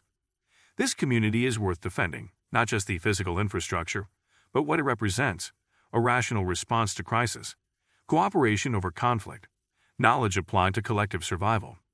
Dr. Yamada nodded, seemingly satisfied with my response. Good, because I believe we are approaching a critical juncture. The external temperature continues to drop. The collective continues to probe our defenses. Our systems operate at near capacity. The decisions we make in the coming days may determine whether Lakeside survives as a beacon of hope or becomes just another failed experiment in this frozen world. As I left her office, I realized how completely my perspective had shifted in just 17 days.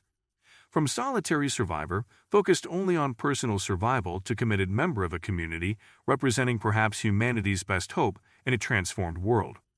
The cold outside might still be trying to kill us all, but here, working together, applying our collective knowledge, we had a chance not just to survive, but eventually to rebuild. The challenge ahead would test everything we'd created.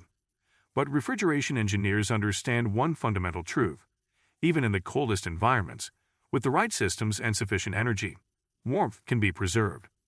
Lakeside was that warmth in a frozen world, and I was now determined to help ensure it endured. The days after our meeting with the collective were filled with feverish activity. Lakeside transformed from a community focused primarily on survival to one preparing for potential conflict. Security teams reinforced the perimeter checkpoints. Engineering crews modified infrastructure to create redundant systems for critical functions. Medical staff inventoried supplies and prepared emergency protocols. Everyone understood what was at stake.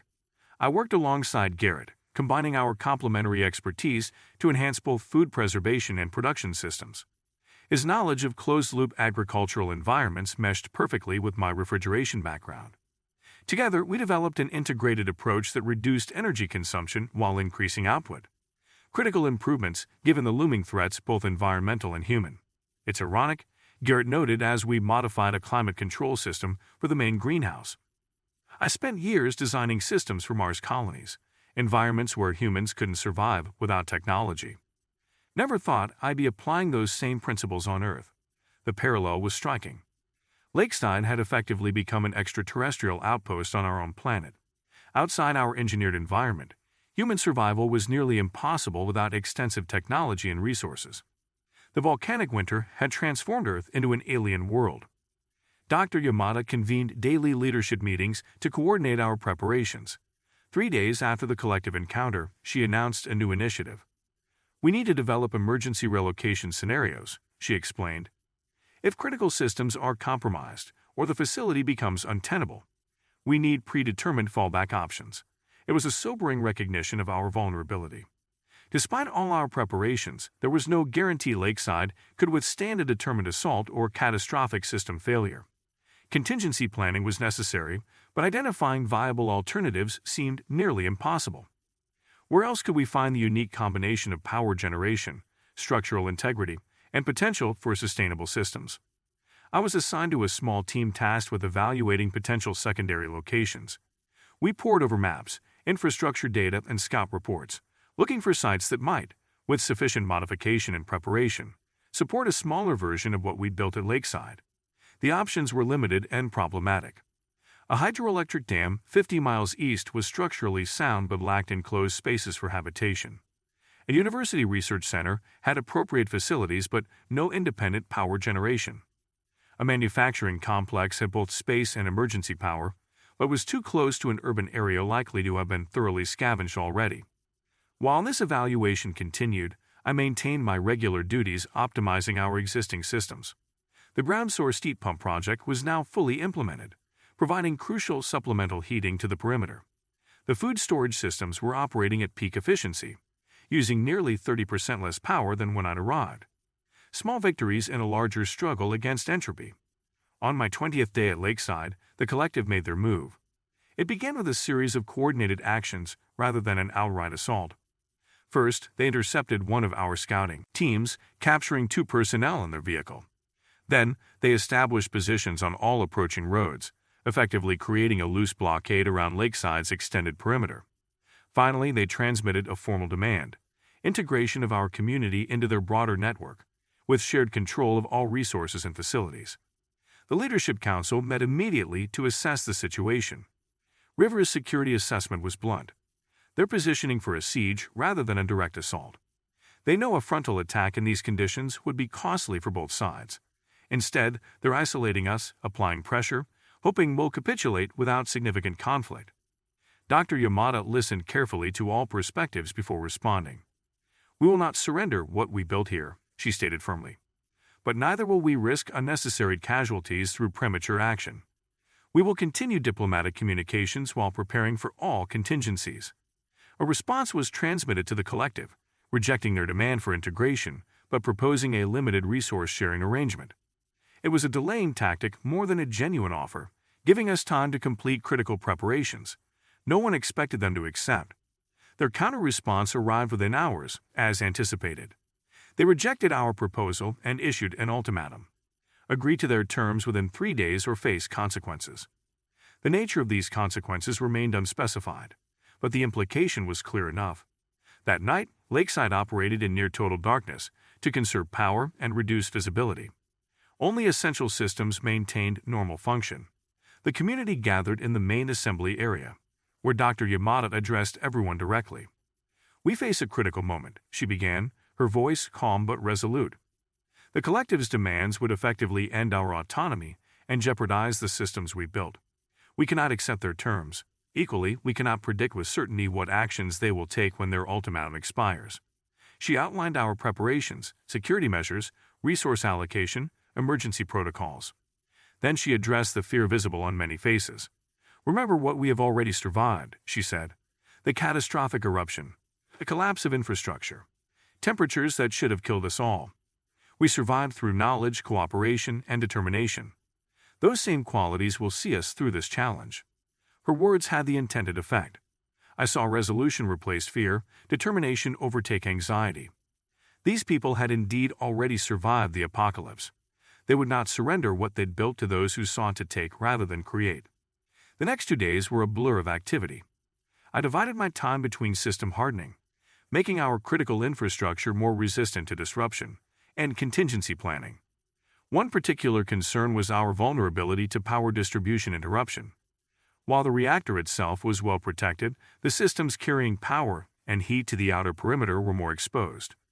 Working with the engineering team, I designed emergency backup systems using the principles of thermal storage, essentially batteries for heat rather than electricity. If power distribution was disrupted, these systems could maintain critical temperatures in key areas for up to 12 hours, potentially long enough to restore primary systems.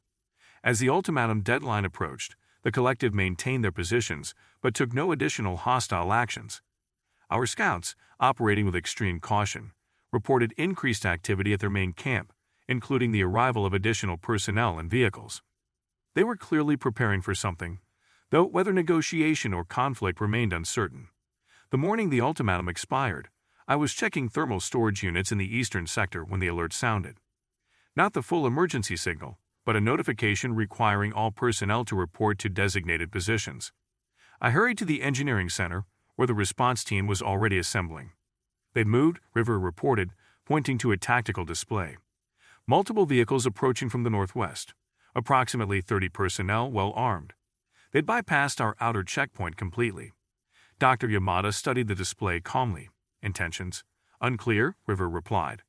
"Formation suggests a show of force rather than immediate assault, but they're definitely coming to our main perimeter." The decision was immediate. Implement defensive posture 2. No preemptive action, but full readiness. I want engineering teams on standby for any system disruptions. I was assigned to monitor power distribution and thermal systems, ready to implement emergency protocols if primary systems were compromised. From the engineering center displays, I could track the collective's approach. They stopped about half a mile from our main entry point, close enough to present an immediate threat, far enough to avoid appearing directly hostile. A transmission came through on the emergency frequency. "Lakeside, this is Collective Command. Your time for consideration has expired. We have the capability to take your facility by force. We would prefer a peaceful transition of authority. Send representatives to discuss terms of integration." Dr. Yamada's response was measured but firm. "We remain open to mutually beneficial cooperation, but we will not surrender control of our community or resources." Any hostile action will be met with appropriate defensive measures. There was a long pause before the reply came. Then you leave us no choice. We cannot allow critical resources to remain under exclusive control of a small group, while others struggle to survive. We will take control of Lakeside with minimal force if possible, but we will take control. What followed was not the immediate assault many had feared, but something potentially more dangerous: a tactical positioning of forces around our perimeter. The collective was establishing a proper siege, cutting off potential escape routes, positioning for eventual entry at multiple points. They were settling in for a sustained operation rather than a quick strike. River's assessment was grim. They're being smart. Direct assault would be costly for them, even with superior numbers and weapons. Instead, they'll apply pressure, look for vulnerabilities, wait for an opportunity or mistake. The standoff continued through the day. Lakeside operated at heightened alert, with all non-essential activities suspended to conserve resources and maintain readiness. Security teams manned defensive positions continuously. Engineering crews monitored all systems for any sign of tampering or failure. That evening, the collective made their first probing action.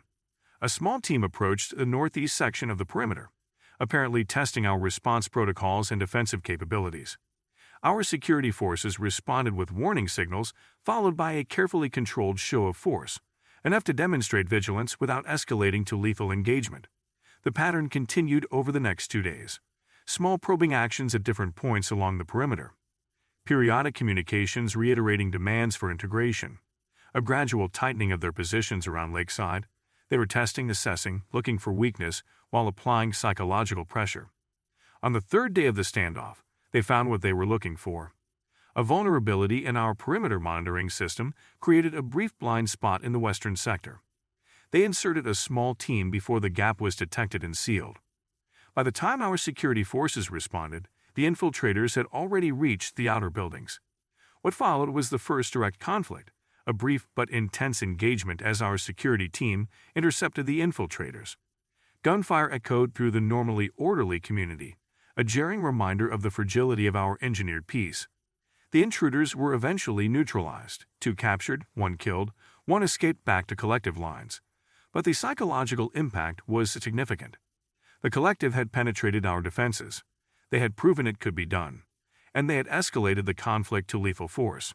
That night, Dr. Yamada called an emergency meeting of the Leadership Council. Her typical calm remained, but there was a new tension visible in her posture, her eyes. "We must acknowledge reality," she began.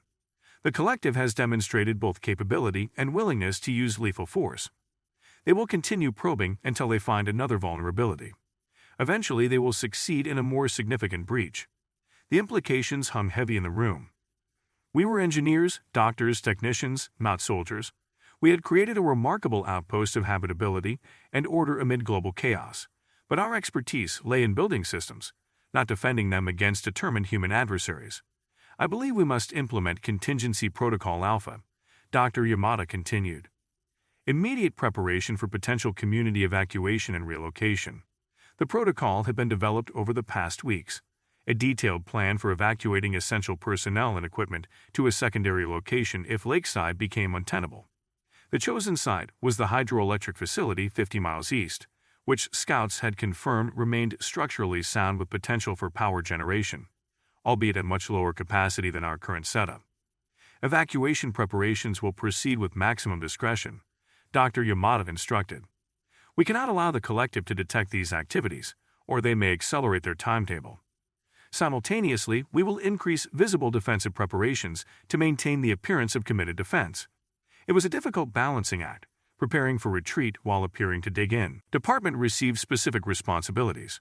Engineering would prepare critical equipment for transport and develop rapid shutdown procedures for systems that couldn't be relocated. Medical would organize patients and essential supplies for movement. Security would develop evacuation route protection and diversionary tactics. My role bridged several areas. My refrigeration expertise was needed to determine which food preservation systems could be transported and which would need to be rebuilt at the new location. Additionally, I was assigned to a team developing a controlled shutdown sequence for the reactor, a complex procedure requiring precise timing to avoid catastrophic outcomes. The next 48 hours were the most intense of my life. Working in shifts around the clock, we identified essential equipment, prepared transportation configurations, developed abbreviated setup procedures for the new location, all while maintaining normal operations and continued defensive postures against the collective's ongoing probes. The evacuation vehicles were prepared with extraordinary discretion, loaded during night hours, hidden during day, positioned for rapid deployment if needed. Essential supplies were packaged, critical technical documentation secured, irreplaceable components carefully preserved. Throughout these preparations, the standoff with the collective continued. The probing actions became more frequent, more aggressive. Our security teams responded with increasing force, resulting in casualties on both sides. The situation was escalating toward the full conflict we were desperately trying to avoid. On the fourth day of preparations, the collective changed tactics. Rather than continue the probing actions, they targeted our power distribution system directly. A coordinated strike against 3 transmission nodes simultaneously, using what appeared to be improvised explosive devices. The damage was significant, immediately reducing power availability to the outer sectors of our perimeter. Our emergency systems activated as designed. The thermal storage units maintained temperature in critical areas, while repair teams responded to the damage. But the message was clear. The collective had identified our vulnerabilities and was now actively exploiting them, rather than merely testing our defenses. Dr. Yamada called the Leadership Council together immediately. Her decision was swift and definitive. Implement Evacuation Protocol Alpha. We begin tonight. The carefully prepared plan launched into action. Priority personnel were quietly notified. Essential equipment was moved to transport vehicles under cover of regular maintenance activities.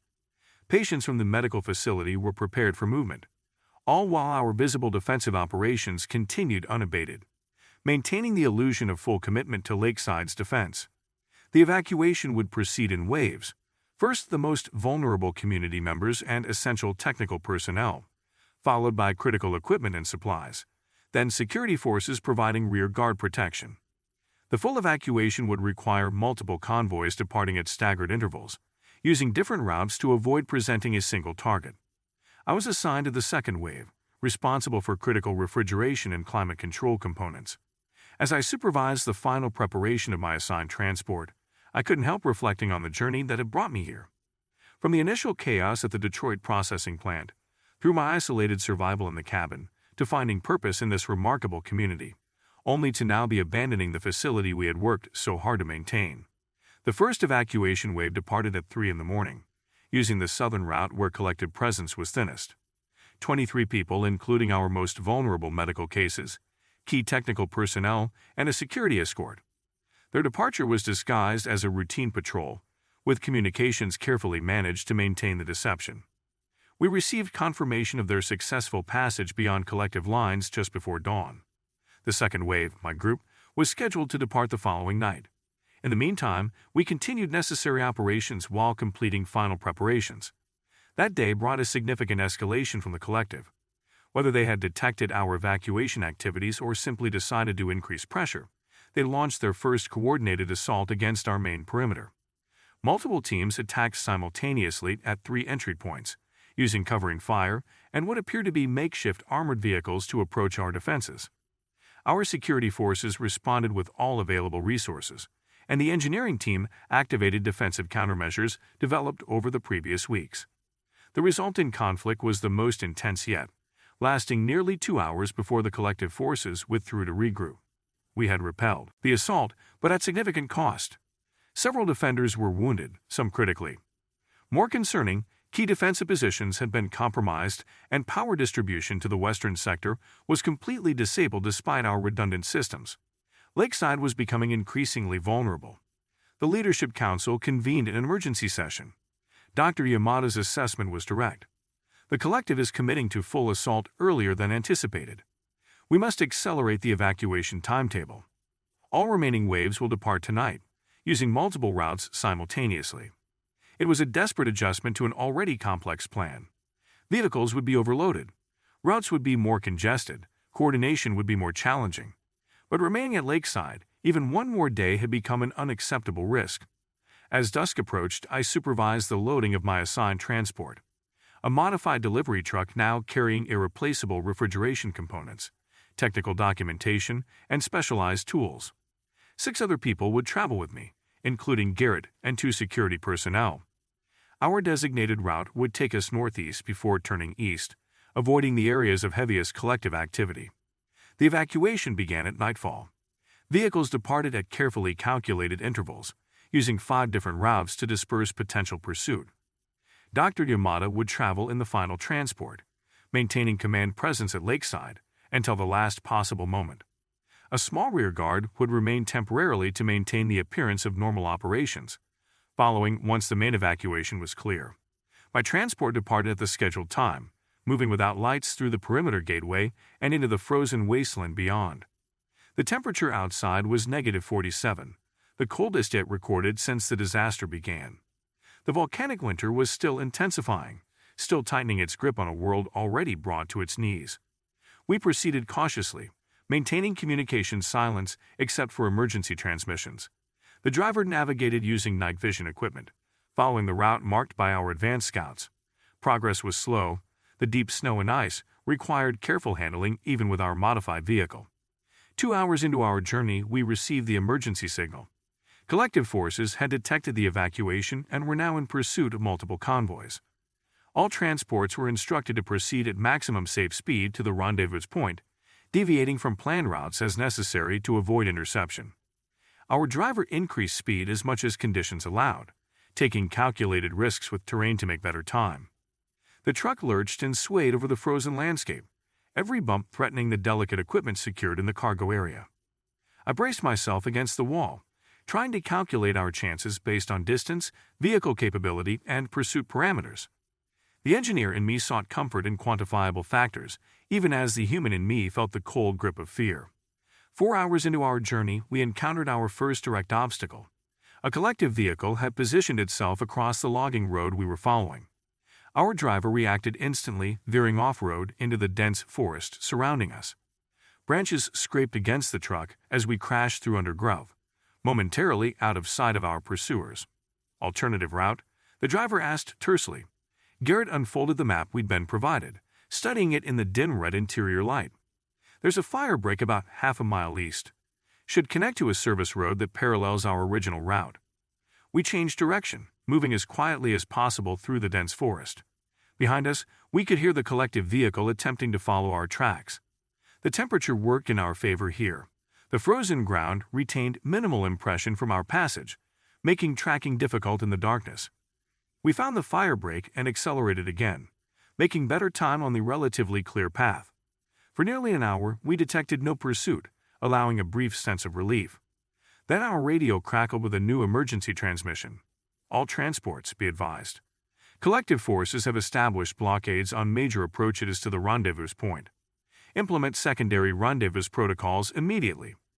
The secondary rendezvous was a contingency we'd all been briefed on, an abandoned mining facility approximately 15 miles south of the hydroelectric dam. Less defensible, less suitable for long-term occupation, but potentially serviceable as a temporary gathering point.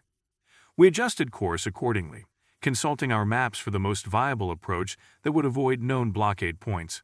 The new route would take us through more challenging terrain, steeper hills, denser forest, areas not recently scouted. As dawn approached, we found ourselves in a narrow valley between 2 steep ridges. The path ahead was barely wide enough for our vehicle, with deep snowdrifts creating additional obstacles. Our progress slowed to a crawl as the driver navigated each challenge methodically. Movement on the ridge, one of our security personnel announced suddenly, pointing to the right-hand slope above us.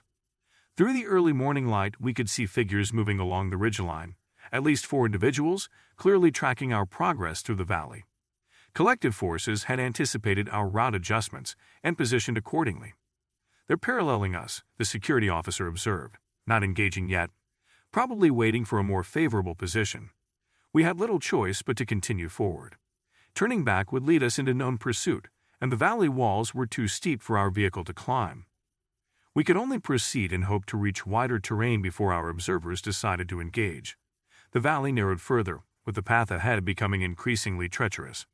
Ice had formed over a small stream crossing, creating a hazardous slope. Our driver approached cautiously, testing the surface before committing to crossing. As we inched forward onto the ice, the attack came. Not from the observed forces on the ridge, but from ahead. A concealed position where the valley widened slightly.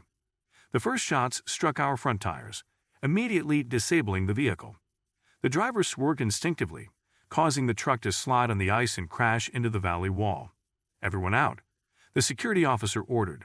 "Bring what you can carry. We move on foot from here." It was the scenario we had dreaded, stranded in hostile territory, miles from our destination, with irreplaceable equipment we couldn't abandon but could no longer transport effectively. The engineer in me rapidly assessed options, calculating survival probabilities against resource limitations. "The equipment," I began, but Garrett cut me off. "Just the core components and documentation," he said firmly. "We can't carry it all." He was right, of course. We quickly identified the most critical items: specialized control modules, key technical documents, irreplaceable tools. Everything else would have to be left behind, hopefully to be recovered later if circumstances allowed. Our security personnel provided covering fire while we extracted what we could from the disabled vehicle. The firefight intensified as additional collective forces arrived from the ridgeline. We retreated up the valley slope, seeking cover in the dense forest while maintaining our general heading toward the secondary rendezvous. The journey that followed tested the limits of human endurance, moving on foot through deep snow, carrying heavy equipment, in temperatures below -40, while evading hostile forces. Each factor alone would have been challenging. Combined, they created a scenario that would have seemed unsurvivable just weeks earlier. But we had been changed by our experiences since the disaster began. My time alone in the cabin, followed by my integration into Lakeside's community of survivors, had forged a different kind of resilience. Garrett's background in extraterrestrial habitat design had prepared him for extreme adaptation. Our security personnel were already trained for adverse conditions. We moved steadily eastward, using the forest for concealment, maintaining communication silence, conserving energy through tactical rest periods. Occasionally we heard pursuit in the distance, but our tracks were minimal in the frozen landscape, and the dense forest provided multiple route options. After what felt like an eternity but was likely about 6 hours, we reached a vantage point from which we could see the mining facility in the distance. Several vehicles were already visible in the clearing around the main buildings, other transports that had successfully reached the secondary rendezvous. We approached cautiously, using recognition signals established during our planning to identify ourselves to the security perimeter.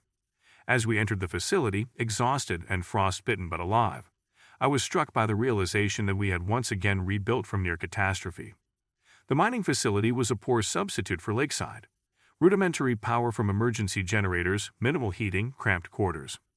But it was defensible, unknown to the collective, and most importantly, it contained the core of our community, the people whose knowledge and commitment had made Lakeside possible in the first place.